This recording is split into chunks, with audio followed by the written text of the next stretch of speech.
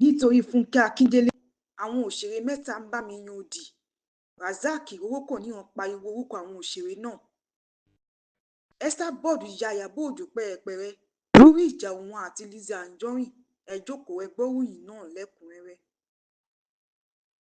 Razak owó kò ní wọn sọ pé ìfọ̀rọ̀wérọ̀ tóun ṣe láìpẹ́ yìí níbi tóun ti gbóríyìn fún Fúnkẹ́ Akíndélé látàrí ohun tó ṣe fún òun ló ti fẹ́ di wàhálà sóun lọ́rùn táwọn òṣèré kan sì ń bóun yan òdìlé lórí tí wọ́n sì ń kọ́yàwó òun sí òun. Nínú ìfọ̀rọ̀wérọ̀ náà ni Razak sọ pé Fúnkẹ́ Akíndélé gbọ́ òun sílé fóṣù 3 ló sì ń fún òun lóúnjẹ àti owó ṣùgbọ́n nígbà tóun dẹnu ìfẹ́ kò gbà fún òun. Razak owó kò ní wọn tẹ̀síwájú náà rẹ̀ pé wọ́n fi fọ́nrán náà ránṣẹ́ sí ara wọn táwọn òṣèré bíi 3 sì ń bóun yan òdì látàrí bí òun ṣe pọ́n Fúnkẹ́ Akíndélé lé tí Folúkẹ́ Dáramọ́lá sì pe ìyàwó òun wípé báwo lòun ṣe máa sọ àwọn ọ̀rọ̀ nípa Fúnkẹ́ tó dáa bẹ́ẹ̀ yẹn tóun tún pọ́n Fúnkẹ́ lé tóun sì sọ̀rọ̀ nípa rẹ̀ dáadáa ṣé kó ìyàwó òun ò lè dá òun lọ́wọ́ kọ́ ni èyí tó mú kóun pe Folúkẹ́ Dáramọ́lá padà lórí ọ̀rọ̀ tó sọ ṣùgbọ́n kò padà gbé ìpè òun. Razak sọ pé òun ò lè sọ aburú nípa Fúnkẹ́ Akíndélé torí pé kò ṣe òun níbi kò ṣe aburú fún òun oore ló ṣe òun. Esabod ti bẹnu àtẹ́ lu Iyabo Ojo látàrí bí Lizzy Anjorin ṣe ń gbé òun àti ọmọ rẹ̀ ṣépè lórí ẹ̀rọ ayélujára.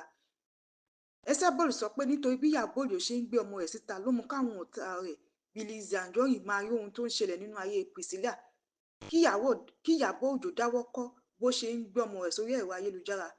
Ó dáwọ́ rẹ̀ dúró.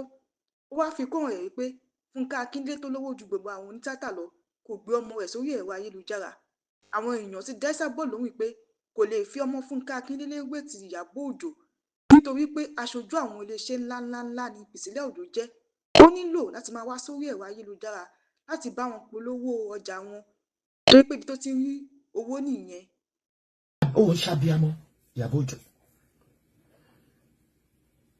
Mo ti ń kà láti pa kìíní ìmọ̀ra but being a true seer ma talk a sense into your brain. Tó máa sọ yí pé àwọn ọlọ́pàá bínú sí Iyabo. We are not friends. We don't talk. Mo ti fi mẹ́sẹ̀gì ní àti ẹ̀hàn yìí sọ́mọ́ nípa iṣẹ́ tó lọ sórí kíní. We don't talk. Mo ti fi hàn yín.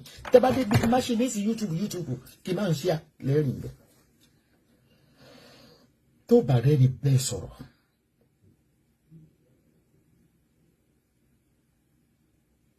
Kim Kardashian láì báwo ni láìfẹ́ ṣe rí lẹ́nu. Ìwọ ló ń búlì Priscy. I don't know. Mo wò títí pé ṣé wọ́n ti stick ni táàrí ò fi balẹ̀. Tí ààrẹ ò fi balẹ̀. Nollywood mélòó ló ń ṣe. Fúnkẹ́ Akíndélé tó ti ẹ̀gbẹ́ dání tó lówó ju gbogbo yín lọ. Ìbéjì ẹ̀kọ́ bó ṣe ń fún ní provocation. Ọkọ ẹ̀kọ́ ló bí. Wọ́n tún gbé fọ́tò ọmọ yẹn jáde. Kò deny ẹ̀. Wọ́n fún ní provocation so that kó lè gbà ó ní rọ́ nǹkan gbọ́mọ mi wá sórí social media kí ni tó ṣe Iyabo.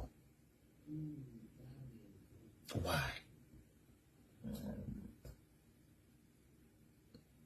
Jẹ́ kí wọ́n àtọ́kọ ẹ̀ lé kán gbé lálàáfíà máa fàárẹ̀ ẹ̀ display bíi tèmi kò sí bí mi ṣe describe òbò mi lórí social media ló ṣe jẹ́ pé wọ́n ti gẹ́ẹ̀tì sáìsì oríṣiríṣi sáìsì wọ́n á gbé mi wà yóò pin yìnkìn wọ́n á gbé mi wà á kó oorun sẹ́nu wọ́n á gbé mi wà pé mo sọ pé tó lóye wọ́n gbé ní dánlọ́ọ̀pù gan wá tó tẹ má fà báyìí èmi gan wò pé òbò ṣe ń bá ń sì báyìí kí ló tó máa fi rẹ̀ ṣe content Rufus Abbey how are you darling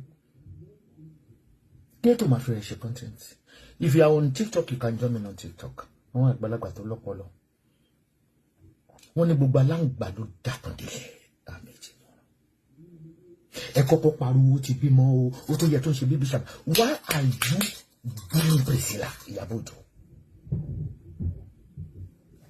bẹ́ẹ̀ fẹ́fẹ́ rí tí ẹ ò dẹ̀ gbé síwájú it's not because of Iyabo Ojo ẹ ṣe bí Lizzy ń pariwo síta ni ọmọ mélòó ló bí bó bá tẹ̀ gbogbo wọn ibi tí mo bí ọmọ 4 grandchildren 4 gan ní ò lè ṣe tó ń ṣe ṣé kọ́ lè sọ pé òbí mọ ni which I believe is the couple they don't like it. They don't like it. Tell me to expect pé Tanzania ló ti kọ́kọ́ ṣe kíní yẹn lákọ̀ọ́kọ́ kó tó ṣe ti Nigeria wọ̀ ó tún ní Tanzania again kí ló dé? Why are you frustrating the couple? Àwọn èèyàn tí ń retí pé bóyá Iyabo Ojo máa fún Esabod lésì ọ̀rọ̀ tó sọ tàbí kò ní fún lésì ọ̀rọ̀ tó sọ.